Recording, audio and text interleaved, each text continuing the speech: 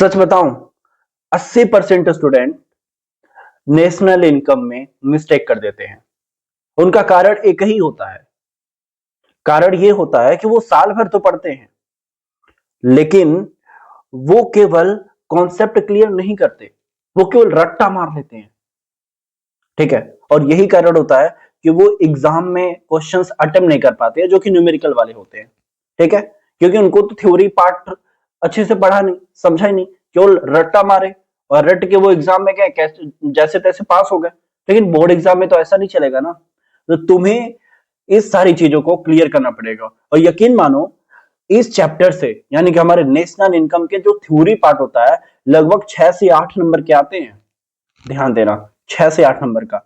अब जब तक तुम्हारा थ्योरी पार्ट कंप्लीट भी नहीं होगा ना, तुम नेशनल इनकम के कैलकुलेशन वाले कॉन्सेप्ट कर ही नहीं पाओगे या समझ ही नहीं पाओगे। बहुत सारी प्रॉब्लम होगी, तुम्हें फॉर्मूला समझने में दिक्कत होगा। और कारण तो यही थी कि तुमने थ्योरी समझा नहीं, सीधे फॉर्मूले रटे, क्वेश्चन लगाना स्टार्ट किए, 10 ठो लगे, 4 ठो नहीं लगे। तो भाई ये तरीका गलत है। तो आज हम नेशनल इनकम के थ्योरी पार्ट को कवर अप करेंगे, जो कि हमारा 6 से 8 नंबर का होने वाला है। तो चलो स्टार्ट करते हैं बिना कोई देरी किए। ठीक है, तो आज हम लोग पढ़ने वाले हैं जनरली नेशनल इनकम के थ्योरी पार्ट। तो देखो, हमारे थ्योरी में अगर मैं बोलूं, पहला तुमने कॉन्सेप्ट पढ़ा होगा macro economics and macro economics. ठीक है, यानी कि माइक्रो में एंड मैक्रो इकोनॉमिक्स में डिफरेंस क्या है। ठीक है, तो इसमें हम पढ़ते हैं माइक्रो इकोनॉमिक्स में। छोटा सा एक एग्जांपल लेके मैं बताता हूं। माइक्रो में क्या होता है, जैसे कि कोई शॉप है। ठीक है, कोई हमारा ये शॉप है और कोई एक ही पर्सन का है। ठीक है, वो एक इंडिविजुअल पर्सन पे है और इसके शॉप में किसी भी चीज का प्रॉब्लम है, या इसको प्रोडक्शन नहीं मिला, या किसी भी चीज का ऐसा प्रॉब्लम है। ठीक है, या आप बोल सकते हैं इसकी शॉप चल नहीं रही है।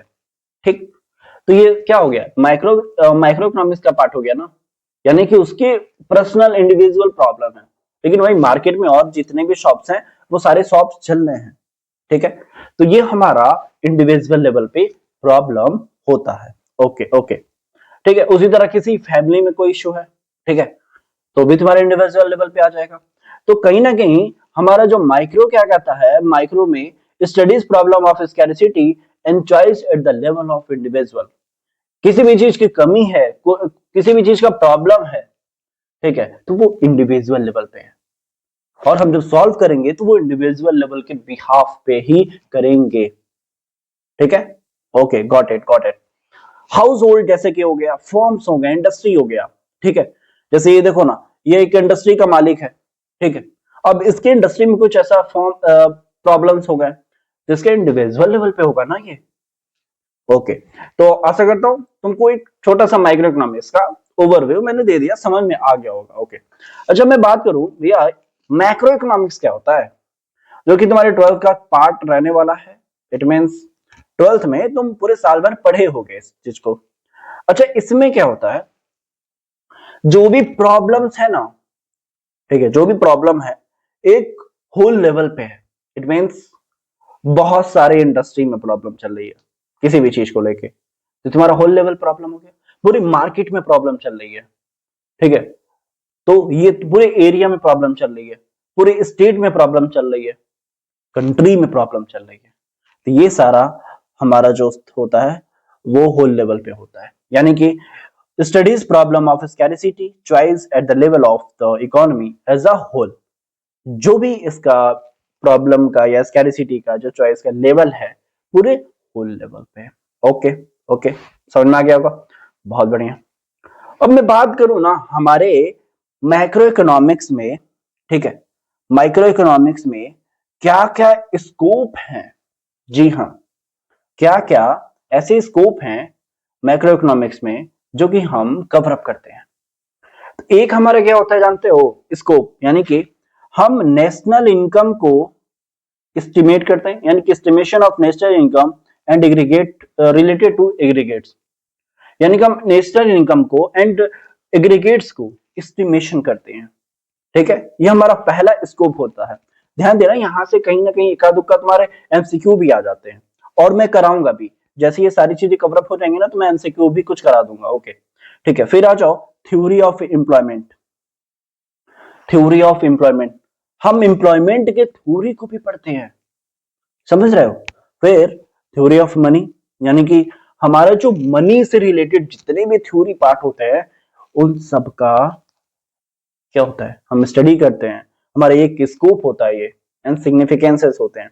फिर theory of general price level, inflation हो गया, डिफ्लेशन हो गया, ठीक है, ये भी हमारे स्कोप का पार्ट हो गया। फिर rule of government and government budgets हो गए, ठीक है। फिर एक्सचेंज रेट हो गया, बैलेंस ऑफ पेमेंट हो गया, ठीक है। तो समझ लो ये इन सारी चीजों का हमें स्कोप मिलता है मैक्रो इकोनॉमिक्स का। यानी कि अगर हम मैक्रो इकोनॉमिक्स पढ़ लेते हैं तो हमारे इतने सारे स्कोप हमारे लिए तैयार होते हैं, ठीक है। तो आशा करता हूं आप लोग को समझ में आ गया होगा। ओके, अब मैं बात करूं सिग्निफिकेंस, ठीक है। हमने तो अभी स्कोप मैंने देखा, ठीक है, जैसे कि मैंने एस्टिमेशन ऑफ नेशनल इनकम बोला, रिलेटेड एग्रीगेट्स बोला, थ्योरी ऑफ एम्प्लॉयमेंट बोला, थ्योरी ऑफ मनी बोला, theory of general price level and inflation and deflation बोला, फिर गवर्नमेंट एंड गवर्नमेंट बजट बोला, यानी कि रोल, जो गवर्नमेंट का रोल होता है, जो गवर्नमेंट का बजट होता है उसके बारे में मैंने डिस्कस किया, एक्सचेंज रेट होता है, बैलेंस ऑफ पेमेंट होता है, ठीक है। ये तुम्हारा पूरा स्कोप है तुम्हारे मैक्रो इकोनॉमिक्स का।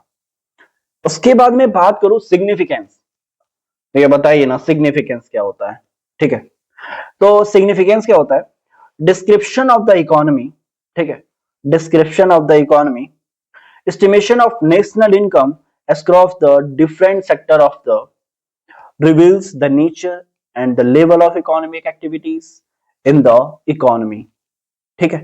यानी कि हमें नेशनल इनकम का एस्टिमेशन निकालना पड़ता है, ठीक है। यानी कि हमारे जो डिस्क्रिप्शन ऑफ इकोनॉमी में है इसमें ये होता है कि हम नेशनल इनकम का एक एस्टिमेट निकालते हैं, ठीक है, एस्टिमेशन करते हैं एक, ठीक है, national level of economic activity in the पूरे इकोनॉमी, यानी कि पूरे इकोनॉमी में जो हमारा इकोनॉमिक एक्टिविटी हो रहा है उसका जो नेचर हो है, उसका जो लेवल है, ठीक है, इन सारी चीजें जो जो डिफरेंट डिफरेंट सेक्टर्स में वर्क कर रहे हैं, ठीक है। तो हम पूरा एस्टिमेशन करते हैं। फिर स्टडी ऑफ अनएम्प्लॉयमेंट, जितने भी हमारे अनएम्प्लॉयमेंट हैं उन सब के बारे में स्टडी करना, ठीक है, reveals the magnitude of the problem and the way it can be handled, ठीक है।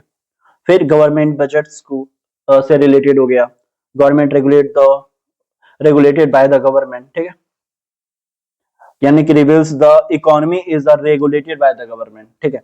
फिर आ जाओ road map of growth and development, हम एक रोड मैप तैयार करते हैं हमारे इकोनॉमी को डेवलप कराने में, ग्रोथ कराने में, और ये बहुत इंपॉर्टेंट भी है भाई हमारी कंट्री को लेके। ओके, उसके बाद जो हमारे इकोनॉमिक स्टेबिलिटी होता है, ठीक है, यानी कि हमारा पूरे इकोनॉमी में कैसे स्टेबिलिटी हो, ठीक है, तो ये तुम्हारा सिग्निफिकेंस का पार्ट होता है। उसके बाद इकोनॉमिक स्टेबिलिटी मैंने बता दिया, बीओपी, बैलेंस ऑफ पेमेंट, ठीक है, जो कि इसका एक इंडिविजुअल चैप्टर भी है, ठीक है, मैं तुम्हें आगे डिस्कस करूंगा, जो कि वो भी तुम्हारे एग्जाम पॉइंट ऑफ व्यू से बहुत ज्यादा इंपॉर्टेंट होता है। ओके, ठीक है। उसके बाद तुम्हारे प्रॉब्लम ऑफ पॉवर्टी हो गया एंड एनवायरमेंटल पोल्यूशन हो गया, जो गरीबी को लेके जो भी प्रॉब्लम्स है, ठीक है, उसके बारे में बात करना। फिर अनएम्प्लॉयमेंट या सॉरी एनवायरमेंटल पोल्यूशन को लेके, ठीक है। फिर पॉलिसी फॉर्मुलेशंस, यानी कि सारे प्रॉब्लम्स को, सारे चीजों को देखना, तब जाके आखिरी में हमारा पॉलिसी फॉर्मेशन होता है। तो आशा करता हूं आप लोग समझ में आ गए होंगे। ओके, इट मींस समझ में आया होगा आप लोग को। उसके बाद मैं बात करूं, हमारा जो पार्ट होता है ना, कुछ बेसिक कॉन्सेप्ट है मैक्रो इकोनॉमिक्स को लेके, ठीक है। तो भैया बताइए ना क्या क्या बेसिक कॉन्सेप्ट है माइक्रो इकोनॉमिक्स को लेके। End use the classification of goods, यानी कि हमारे जो गुड क्लासिफिकेशन ऑफ, यानी कि हमारे गुड्स का भी ना कुछ क्लासिफिकेशन किया गया है, जैसे कि फाइनल गुड्स हो गया, फाइनल गुड्स में भी एक हमारा कंज्यूमर गुड्स होता है, एक हमारा कैपिटल गुड्स होता है, ठीक है। कंज्यूमर गुड्स को जो कंज्यूमर्स यूज करते हैं ना वो तुम्हारा कंज्यूमर गुड्स हो गया, लेकिन कैपिटल गुड्स क्या होता है, कैपिटल गुड्स वो होते हैं जो प्रोड्यूसर्स होते हैं, यानी कि यूज बाय द प्रोड्यूसर्स, जो प्रोड्यूसर्स यूज कर रहा है, ठीक है। तो ये हमारा कैपिटल गुड्स हो गया। अच्छा भैया, तो इंटरमीडिएट गुड्स क्या हो गया? सिंपल बताऊं, इंटरमीडिएट गुड्स क्या होते हैं? मैंने कुछ प्रोडक्ट खरीदे, यानी कि गुड्स मैंने खरीदा, मैं उसको यूज नहीं करूंगा, कहीं और बेचूंगा, उसको सेल करने के लिए मैं खरीदा, दैट इज इंटरमीडिएट गुड्स, ठीक है। चलो ना, इसको मैं डिटेल में बताता हूं ना तुम्हें। ओके, अच्छा देखो, durable goods, semi durable goods, यानी कि कंजप्शन गुड्स और कंज्यूमर गुड्स, ठीक है। और जो डिटेल्स में हमारे consumption goods and consumer goods के भी 4 पॉइंट हैं, यानी कि 4 पार्ट हैं। कौन कौन से हैं? एक हमारा होता है ड्यूरेबल गुड्स, एक मिनट, मैंने कुछ ज्यादा ओवर कर दिया, ठीक है। Durable goods, goods are those goods which can be used several years and are the relatively high value. कुछ दिनों तक या कुछ ईयर तक हम इसको यूज करते हैं, ठीक है, दैट इज ड्यूरेबल गुड्स। भैया कुछ एग्जांपल बताइए ना। टीवी हो गया, रेडियो हो गया, स्कूटी हो गया, स्कूटर हो गया, वॉशिंग मशीन हो गया, टीवी, ठीक है, मतलब एक स्पीकर हो गया, या बोल सकते हो जो इलेक्ट्रॉनिक आइटम्स होते हैं भाई, ठीक है, तुम्हारे ड्यूरेबल गुड्स हो गया। ऐसा थोड़ी ना कि आज एक टीवी ले लेते हो तो तुम उसको लाइफ टाइम चलाओगे, नहीं ना, कुछ सालों तक चलेगी, that is durable goods. Okay okay, got it. Semi durable goods, भैया बताइए ना, सेमी ड्यूरेबल गुड्स क्या होता है? सेमी ड्यूरेबल गुड्स कंजप्शन, एक मिनट, ठीक है। Semi durable goods are those goods which can be used for the period of 1 year or more, slightly more. These goods are not very high value, बहुत ज्यादा high value का नहीं होता है, 1 से 2 साल, मैक्स टू मैक्स 1 से 2 साल वो चलता है। जैसे कि हमारे इलेक्ट्रिक आइटम्स हो गए, क्रॉकरी हो गया, फर्नीचर हो गए, कपड़े हो गए, क्लॉथ्स हो गए, that is semi durable goods, ठीक है। तो भैया नॉन ड्यूरेबल गुड्स बताइए ना आप। अरे भैया एलपीजी हो गया, मिल्क हो गया, बटर हो गया, ब्रेड हो गया, ठीक है, खरीदो खाओ फेंको, ठीक है, मतलब ये सब चीजें होती है नॉन ड्यूरेबल, जो चलता ही नहीं है, ठीक है। तो ये सब हो गया, मिल्क वगैरह हो गया। Non material goods, non material goods में क्या होते हैं भैया? इसमें services, just like doctor, teacher, lawyers, ठीक है, और डोमेस्टिक सर्वेंट्स हो गए, मेड हो गए, तो ये सारे हमारे नॉन मटेरियल गुड्स आते हैं, ठीक है। तो आशा करता हूं आप लोगों को समझ में आया होगा, ठीक है। कंज्यूमर गुड्स के बारे में मैंने बता दिया, डिस्कस कर दिया। फिर आ जाओ नेक्स्ट पार्ट, भैया कैपिटल गुड्स क्या होता है? मैंने बताया था ना, हमारे यहाँ पे मैंने कंज्यूमर गुड्स मैंने बता दिया। अब आ जाओ कैपिटल गुड्स, फिर उसके बाद इंटरमीडिएट गुड्स। तो भैया बताइए ना, कैपिटल गुड्स क्या होता है? देखो, कैपिटल गुड्स वो गुड्स है, ठीक है, वो गुड्स है जो लार्ज अमाउंट पैसा खर्चा करता है। क्या बोल सकते हो, हमें प्रोड्यूसर करना है, यानी कि कोई भी प्रोडक्ट को बनाना है, प्रोड्यूस करना है, तो मैं कैपिटल गुड्स खरीदूंगा, जैसे कि मशीन्स हो गए, फर्नीचर हो गया, बिल्डिंग्स हो गए, लैंड हो गए, ठीक है। कहीं ना कहीं मैं ये सारी चीजें खरीदूंगा जब, ठीक है, प्रोडक्शन करने के लिए हमें मैंडेटरी है, ये सारी चीजें चाहिए, मशीनें हमें चाहिए, प्लांट मुझे खरीदना पड़ेगा, ठीक है। अगर इसको अकाउंट के पॉइंट ऑफ व्यू से बोलो तो इसको मैं एसेट्स कहता हूं, लेकिन यहाँ पे कैपिटल गुड्स का पार्ट हो जाता है, ठीक है। तो fix assets, capital goods are the repeatedly use in the process of production for the several year, ठीक है, several year and higher value, ठीक है, सेवरल ईयर होता है। इवेंट नट्स एंड बोल्ट, फिर नेल्स और screw are use for the several year, but these are not capital goods. जो छोटे मोटे नट वगैरह हो गए, ये सब कहाँ पे हम उसको कैपिटल गुड्स में ऐड करेंगे? नहीं करेंगे ना, ठीक है। फिर all capital goods are producer goods, but all producer goods are not capital goods, ठीक है। Producer goods are those goods which are used in the productions of other goods. These goods include the goods which are raw materials by the producers, like wood used the make and, ठीक है, makes, फिर furniture हो गया, and goods, furniture and goods are the fixed assets by the producers, like plants हो गया, machinery हो गया, etcetera, ठीक है। तो बस इतना ही समझो, हम प्रोडक्शन करने के लिए इन सारी चीजों को मैं खरीदता हूं ताकि मैं आगे प्रोडक्ट बना पाऊं, प्रोडक्शन कर पाऊं, ठीक है। That is capital goods. Okay, चलो बहुत बढ़िया। अब मैं आ जाऊं concept of component of consumption expenditure. अच्छा, मुझे लगता है कि इंटरमीडिएट गुड्स शायद रह गया, इन्वेस्टमेंट इंटरमीडिएट गुड्स रह गया। ठीक है, कोई बात नहीं, और मैं एक्सप्लेन कर देता हूँ, कोई दिक्कत नहीं है उसमें।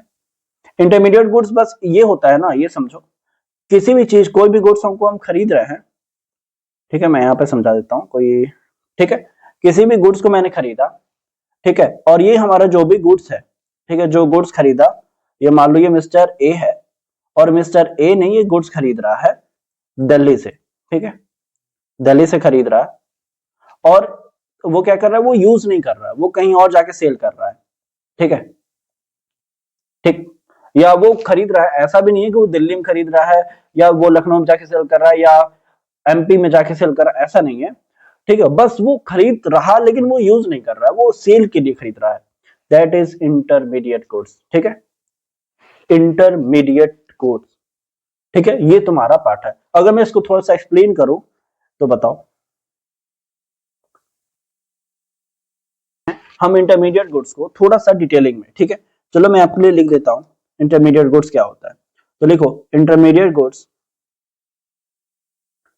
Intermediate goods, intermediate goods,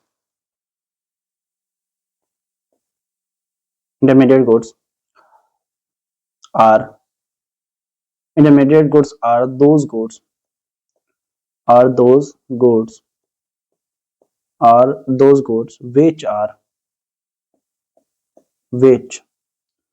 are used used for further, ठीक है, use for further productions, further productions, ठीक है। Intermediate goods are those goods which goods which are used for further production or for resale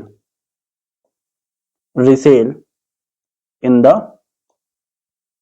same year, ठीक है, that is intermediate good, ठीक है, year है, ठीक है, तो ये हमारा इंटरमीडिएट गुड्स होता है। अच्छा, एक चीज और होता है फाइनल गुड्स, एक हमारा होता है इसी में फाइनल गुड्स।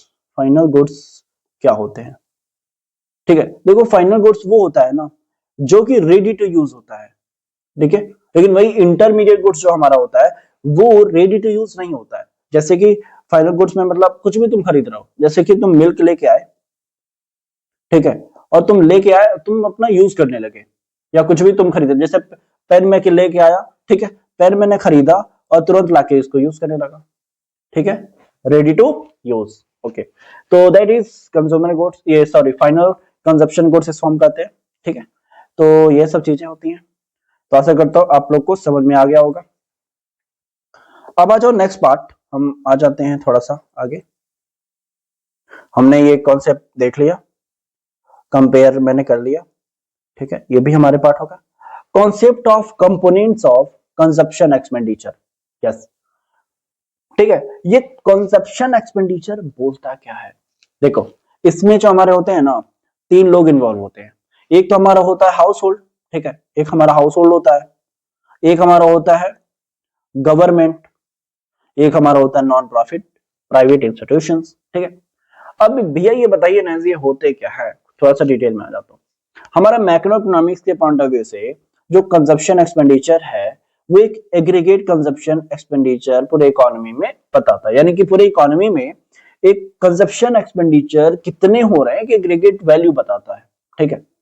तो वो कौन से बेसिस पे बताएगा, वो बताएगा हाउस होल्ड के बेसिस पे, दैट इज राइट, ठीक है, ये हाउस होल्ड के बेसिस पे, जैसे कि house hold by consumer goods for the satisfaction of their wants, ठीक, यानी कि हाउस होल्ड बाय करते हैं कंज्यूमर गुड्स को, ठीक है, फॉर सेटिस्फेक्शन, यानी कि जब तक वो सेटिस्फाई नहीं हो पाए या जितनी भी उनकी वांट्स होती है उनके अकॉर्डिंग।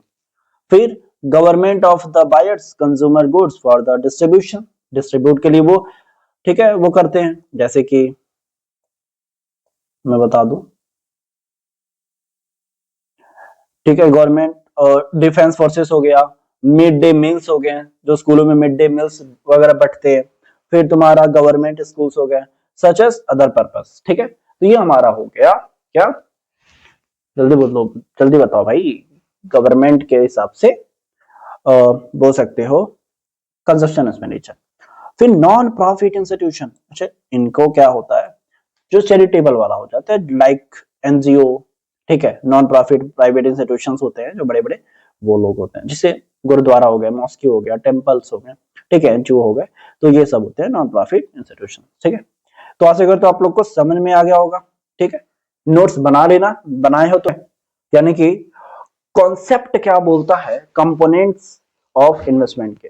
ठीक है, तो चलो आ जाओ, concept and components of investment को हम देखते हैं इन सारी चीजों के हिसाब से।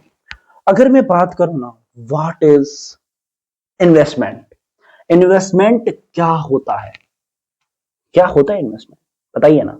देखो, इन्वेस्टमेंट जनरली क्या होता है, investment refers to increase in the stock of capital. पहला नंबर तो ये हमारे कैपिटल को इंक्रीज कर देता है। ठीक है, जो भी हमारा स्टॉक ऑफ कैपिटल होता है ना, वो इंक्रीज हो जाता है, समझ रहे हो, बढ़ जाता है, और हम इसको डिनोट करते हैं। और वैसे तो इन्वेस्टमेंट तुम लोग पढ़ रखे होगे यार, ठीक है, ये अकाउंट्स वगैरह में, तुम्हारे वो अकाउंट के पेपर खत्म हो गए, तुम लोग ये सब तो नॉलेज होगा ही। ठीक है, अच्छा क्या बता रहा था, आई, यानी कि आई फॉर इन्वेस्टमेंट हम डिनोट करते हैं, के से कैपिटल करते हैं, और कैपिटल की स्पेलिंग सी से स्टार्ट होता है, CAPITAL होता है, इसका भी ध्यान दे देना तुम। कैपिटल स्टॉक, के for change in capital stock. अच्छा भैया, कैपिटल स्टॉक मतलब चेंज और ये के क्या लेना देना, फिर बताइए ना आप। मैं बता रहा हूं भाई, देखो तुम्हारे इस कैपिटल स्टॉक में, ठीक है, कितने का चेंजेस हुआ, सपोज करो 2000, या ले लो, मैं कहीं कहीं वाइट पेज, रुको मैं बताता हूँ। ठीक है, 2022 में तुम्हारा जो स्टॉक था ना, वो सपोज करो 10 लाख रुपए था। ठीक, 2023 में, 2023 में वो बढ़ के 13 लाख रुपए हो गए। ठीक है, 13 लाख रुपए हो गया, 13 लाख। ठीक, तो तुम्हारा स्टॉक में कितना चेंजेस हुआ, 3 लाख रुपए का हुआ ना, 3 लाख रुपए का तुम्हारा चेंजेस है, दैट इज के। ठीक है, के फॉर इतना चेंजेस हुआ तुम्हारा। ठीक है, तो ये हमारा तरीका होता है। तो आशा करता हूं आप लोग को समझ में आ गया होगा। फिर आ जाओ नेक्स्ट पार्ट हमारा, कंपोनेंट्स ऑफ इन्वेस्टमेंट। बढ़िया, कंपोनेंट ऑफ इन्वेस्टमेंट क्या होता है, तो चलो इसको भी देख लेते हैं। इसमें हमारा एक पार्ट होता है छोटा सा, fix investment.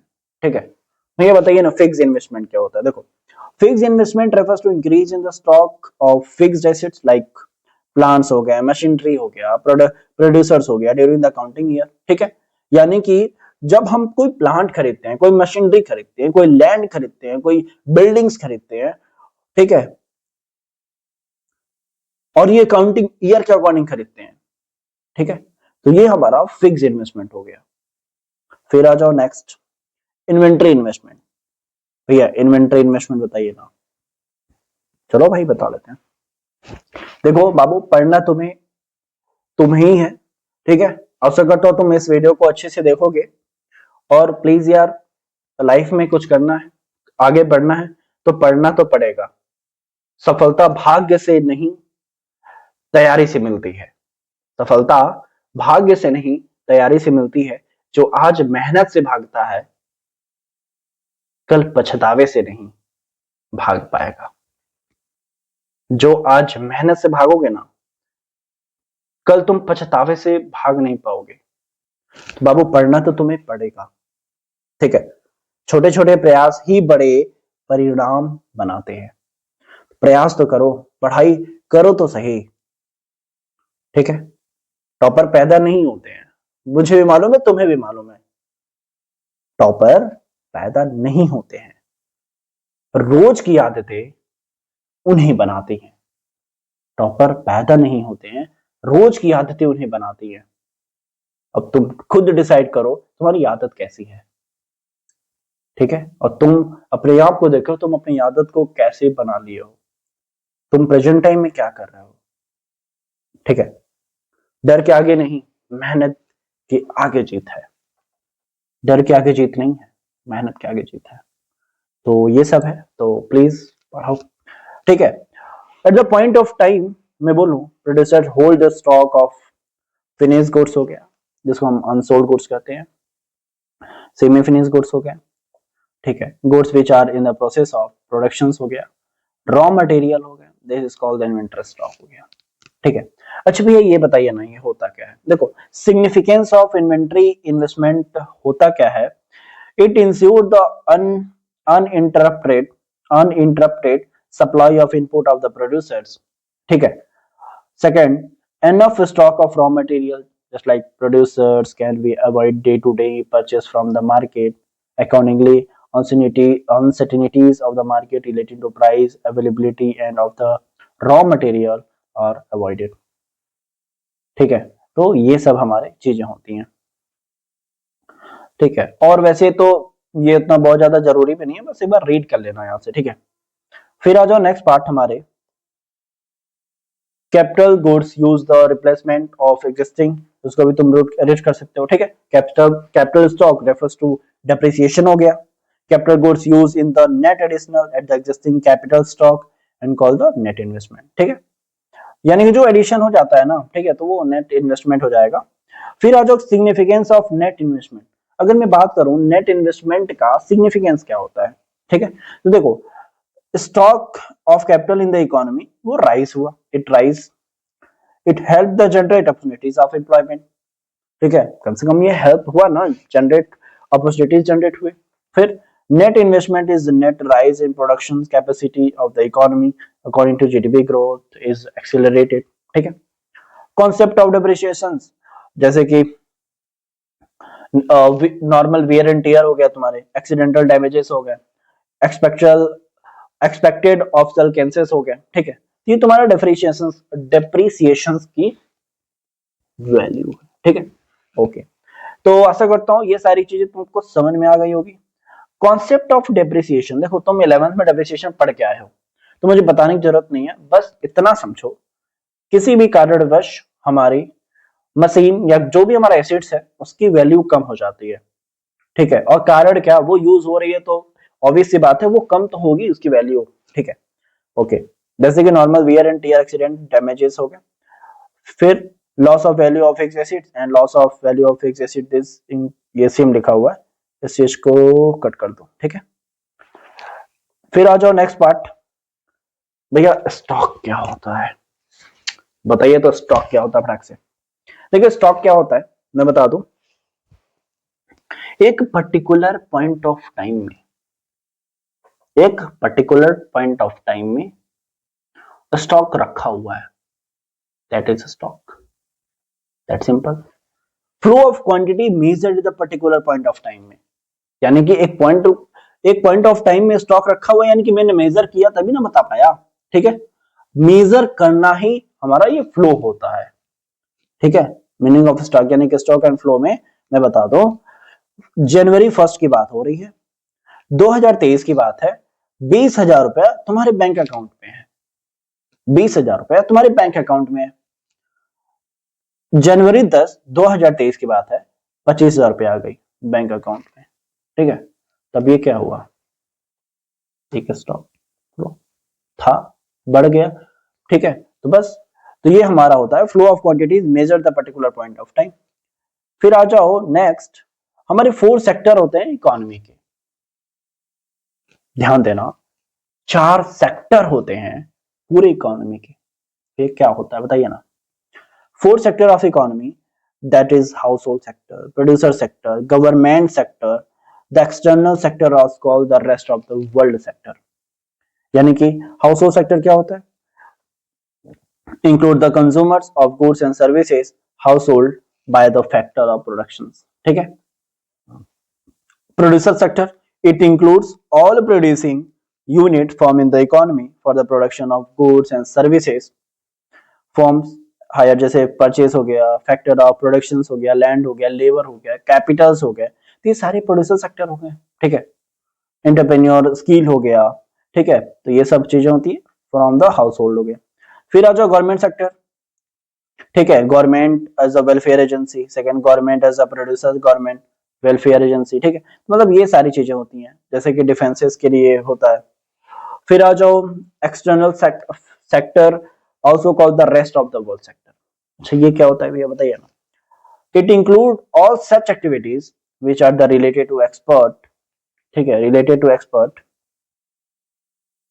import of goods and the flow of capital between the domestic economy as the rest of the। ठीक है, तो ये हमारा एक्सटर्नल का है। मेनली 4 सेक्टर हैं, इसको तुम एक बार देख लेना। फिर आ जाओ नेक्स्ट हमारा जो पार्ट है,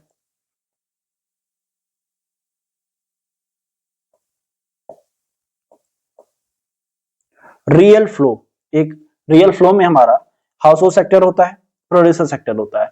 ठीक है, प्रोड्यूसर सेक्टर जो प्रोड्यूस करता है, it means industry, firms, factory, ये सब हो गए। हाउस होल्ड सेक्टर यही लोग यूज भी करते हैं एंड यही लोग वहां पे जाके वर्क भी करते हैं।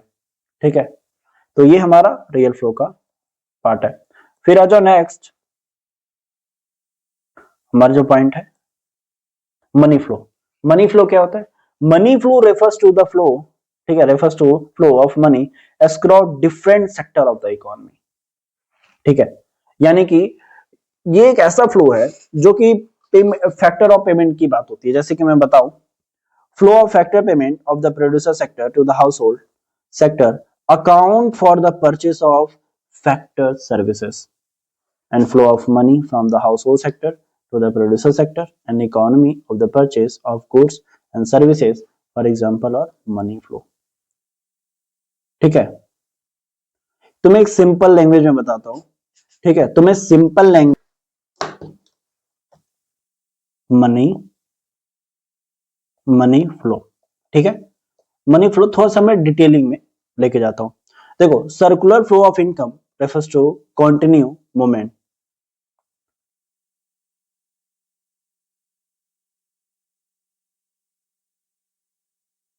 ठीक है, circular circular circular flow circular flow of income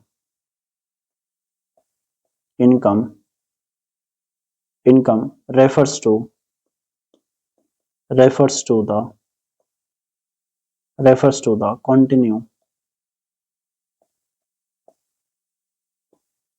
continuous movement। ठीक है, of money income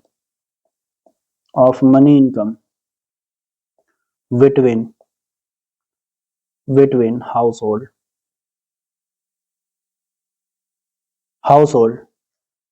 between household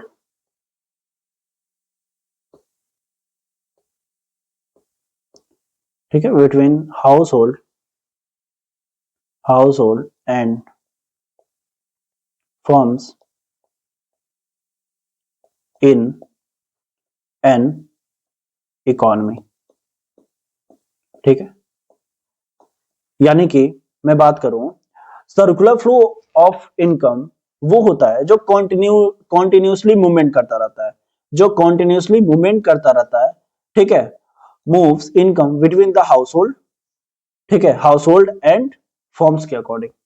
ठीक है, यानी कि ये मान लो हमारा हाउस होल्ड है और ये हमारा फॉर्म है। ठीक है, अब यहाँ हाउस होल्ड से, अब देखो तुम खुद बताओ, यहाँ पे प्रोडक्शन हो रहा फॉर्म में, प्रोडक्शन हुआ। ठीक है, कोई भी प्रोडक्ट हमारी बन गई, हाउस होल्ड वाले खरीदेंगे तो उसको पैसा देंगे और फिर वही आके यहाँ पे वर्क करेंगे। यानी कि इन लोग के बीचों में क्या होगा, मूवमेंट करता रहेगा। ये प्रोडक्ट बनाएंगे, ये खरीदेंगे, प्रोडक्ट बनाएंगे, ये खरीदेंगे, प्रोडक्ट बनाएंगे, ये खरीदेंगे। ठीक है, that is flow of income या मनी फ्लो ऑफ इनकम। ठीक है, तो ये हमारे पूरे पार्ट होते हैं। आशा करता हूं आप लोग को समझ में आ गया होगा। ओके, क्योंकि उसका डेफिनेशन उतना अच्छे से यहाँ पे लिखा नहीं हुआ था। ठीक है, तो मैं थोड़ा सा और अपने अकॉर्डिंग में मैंने बता दिया। ठीक है, इसको भी रीड कर लेना आप, कोई दिक्कत नहीं है। अब आ जाओ थोड़ा सा हम इसका डिफरेंट समझ लेते हैं कि क्या होता है डिफरेंट, और ये हमारा आखिरी टॉपिक है। इसके बाद बहुत ज्यादा कुछ बचा नहीं है, सर्कुलर फ्लो बस बताना आपको। ठीक है, तो अच्छा रियल फ्लो क्या होता है, what is real flow, what is money flow. ठीक है, तो देखो ना मीनिंग क्या होता है रियल फ्लो का। देखो real flow refers to the flow goods and service flow of the sector of different sector of the economy. ठीक है, different sector of the economy. फिर money flow of refers to the flow money across the among different of the economy. ठीक है, different economy. ठीक है, ये भी हमारा होता है। तो ये थोड़ा सा मिस्टेक हुआ है, तो मैं तो बोलूंगा इसके ऊपर रीड कर लेना वैसे। ठीक है, नेचर इसका देखते हैं। Flow of physical output is services among the sector of accordingly it is called the physical flow. फिर फ्लो ऑफ मॉनेटरी ट्रांजैक्शंस, इस मॉनेटरी यानी कि इसमें क्या होता है ना, मनी फ्लो में हमारा हमारा जो होता है मॉनेटरी ट्रांजैक्शंस होते हैं अमंग द, ठीक है, मॉनेटरी ट्रांजैक्शंस होते हैं अमंग सारे सेक्टर्स के अकॉर्डिंग। फिर इसको हम नॉमिनल फ्लो भी कहते हैं। फिर इसमें higher level of real flow always lead to higher level of output of the economy. हमारी जो इकोनॉमी के अंदर जो आउटपुट होता है ना वो एक हाई लेवल पे होती है, लेकिन यहाँ पे जो होता है यहाँ पे भी सेम होता है, higher level of economy flow need not necessarily lead to higher level of economy. ठीक है, आउटपुट इन द इकोनॉमी में हायर लेवल का ऐसा कुछ नेसेसरली लीड नहीं होता है। ठीक है, तो ये हमारा पूरा डिफरेंस रहा। फिर आ जाओ next part, circular flow of income का। क्या होता है सर्कुलर फ्लो ऑफ इनकम। ठीक है, तो सर्कुलर फ्लो ऑफ इनकम ये होता है जो हमारे फेज ऑफ इनकम जनरेशन होते हैं। ठीक है, जैसे कि फेज ऑफ डिस्पोजिशन हो गया, एक्सपेंडिचर हो गया, circular flow of model in the two sector economy हो गया। ठीक है, यानी कि अभी हमने बताया ये हमारा फॉर्म्स है, ये हाउस होल्ड है। ठीक है, इनों के बीच में ही हमारा क्या होता है, सर्कुलेशन होता रहता है। ठीक है, तो ये हमारा होता है सर्कुलर फ्लो ऑफ गुड्स। जैसे कि देखो यहाँ पे क्या हो रहा है, सेल ऑफ गुड्स, प्रोड्यूसर है, ये फॉर्म है, sale of goods and services, value addition हो रहा है यहाँ पे। फिर यहाँ पे क्या हो रहा है, एक्सपेंडिचर ऑफ गुड्स, यानी कि यहाँ पे खर्चा हो रहा है ना, ये वाला एरिया देखो, expenditure of goods and services. फिर आ जाओ नीचे, फैक्टर पेमेंट, जैसे कि रेंट हो गया, वेजेस हो गया, इंटरेस्ट हो गया, प्रॉफिट हो गया, यानी कि मनी फ्लो तो हो ही रहा है ना। फिर यहां से देखो हाउस होल्ड सेक्टर पे sale of factor services and the land labour capital entrepreneurship etcetera. ठीक है, तो कहीं ना कहीं हमारा पूरा ये फ्लो होता ही रहता है। तो इसी के साथ हमने ये पूरा चैप्टर हमने कंप्लीट कर डाला, कुछ भी हमारा बचा है नहीं, और आशा करता हूँ आप लोगों को थोड़ा बहुत समझ में आया होगा, हेल्प मिला होगा इस वीडियो से। ठीक है, कोई भी सजेशन कोई भी क्वेरी अगर होगा तो प्लीज आप मुझे बताइएगा, कमेंट कीजिएगा। ठीक है, प्लीज कोई भी अगर कम सजेशन होगा, कोई भी कम क्वेरी होगा तो कमेंट करना। ठीक है, तो चलो आज के लिए इतना ही। ध्यान देना, तुम्हारा मुकाबला किसी और से नहीं है, तुम्हारा मुकाबला किसी और से नहीं है, कल वाले खुद से हैं।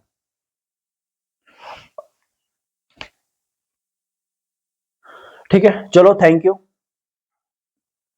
और प्लीज हमारे इस चैनल को सब्सक्राइब कर देना, हमारे इस बेल आइकन को दबा देना, लाइक कर देना, कमेंट कर देना, सजेशन या कोई भी क्वेरी होगा प्लीज करना।